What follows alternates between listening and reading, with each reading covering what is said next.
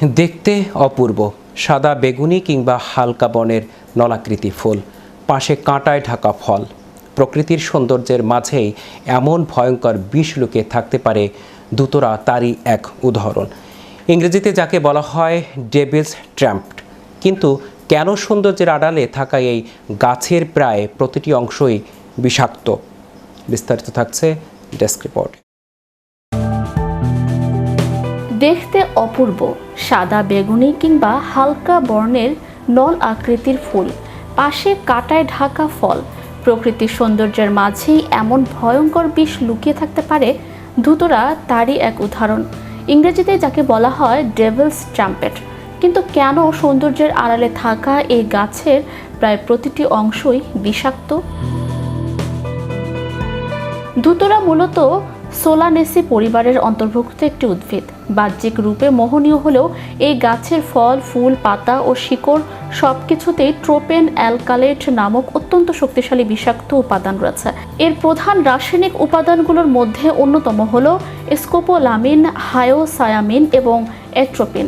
এই উপাদানগুলো মানুষের স্নায়ুতন্ত্রের উপর মারাত্মক ক্ষতিকর প্রভাব ফেলে।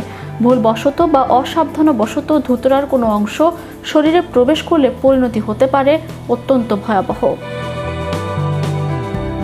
ধুতরার বিষক্রিয়া হলে মানবদেহে দ্রুত কিছু শারীরিক ও মানসিক লক্ষণ দেখা দেয়।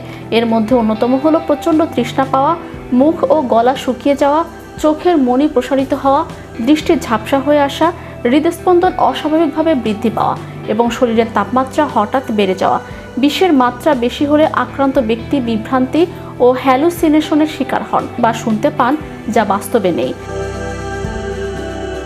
এমনকি সঠিক সময় চিকিৎসা সেবা না পেলে মানুষ কোমায় চলে যেতে পারে এবং শ্বাসযন্ত্রের ক্রিয়া বন্ধ হয়ে মৃত্যুর মুখে ঢলে পড়তে পারে। প্রাচীনকাল থেকে ধুতরার বিষকে বিভিন্ন অপরাধমূলক কর্মকাণ্ডে অচেতনকারী উপাদান হিসেবে ব্যবহার করার ইতিহাস রয়েছে।